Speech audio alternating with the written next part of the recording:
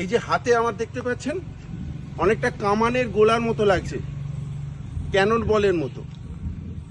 এইটি একটি গাছের ফল, নাম তার নাগলিঙ্গম।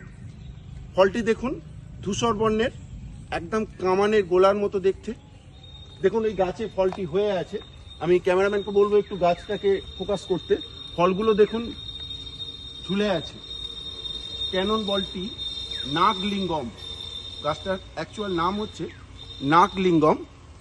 গাছটা মোটামুটি 35 মিটার মতো লম্বা হতে পারে, 35 মিটারের চেয়েও বেশি লম্বা এই গাছটি। আমি তো দেখতে পাচ্ছি প্রায় 35 মিটারের বেশি লম্বা।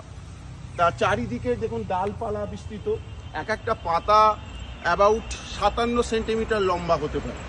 এই গাছটি মূলত ভারতবর্ষের আদি গাছ হিসাবে ধরা হয় না, মূলত এটা সাউথ আমেরিকা বা মধ্য আমেরিকার অঞ্চলের এই গাছটি পাওয়া যেত। কিন্তু বলা হয় যে যেহেতু এই গাছটি ভারতবর্ষে প্রায় 2000 বছর ধরে ভারতবর্ষে দেখা যাচ্ছে, তাই এই গাছটি ভারতবর্ষে একটি নিজস্ব গাছ হিসাবেও বলা যেতে পারে। কিন্তু আমি উইকিপিডিয়ায় দেখেছি যে এই গাছটির সংখ্যা বর্তমানে কমে যাচ্ছে প্রচণ্ড পরিমাণে। দেখুন আমি যে বাগানটার মধ্যে আছি, পাশেই একটা শ্মশান রয়েছে, এটা উদয়নারায়ণপুরের একটি অঞ্চল, এবং সেখানে এই নাগলিঙ্গম যে গাছটি, এই গাছের বিজ্ঞানসম্মত নাম পৌরপিতা গায়ানেন্সিস। এই গাছটি আমি বললাম যে ফলটা দেখুন গোলাকার ক্যানন বলের মতো, কামানের গোলার মতো।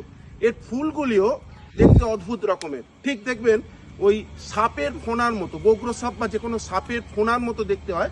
যদি এখন গাছে ফুল নেই, ফল আছে, তবে গাছটি কিসের পরিচয়? মানে আমরা বলি যে গাছ তোমার পরিচয় কি, বলে ফলেনও পরিচয় হতে। তা এই গাছটি কিন্তু ফলেনও পরিচয় হতে নয়, এই গাছটি এর ফুলে পরিচয়।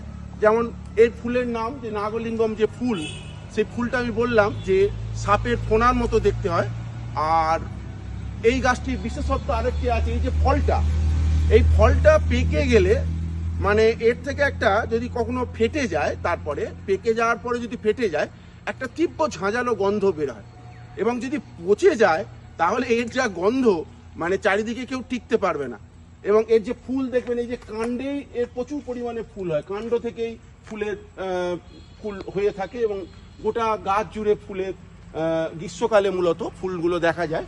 আর ফুলগুলোর বৈশিষ্ট্য হচ্ছে যে এই ফুলগুলো দিনের বেলায় গন্ধ থাকে না, রাত্রির বেলা এই ফুল থেকে আশ্চর্য এক গন্ধ আমরা অনুভব করি বা দেখতে পাই। আর আমি আগেই বললাম যে এই গাছটি মূলত দক্ষিণ আমেরিকা এবং মধ্য আমেরিকা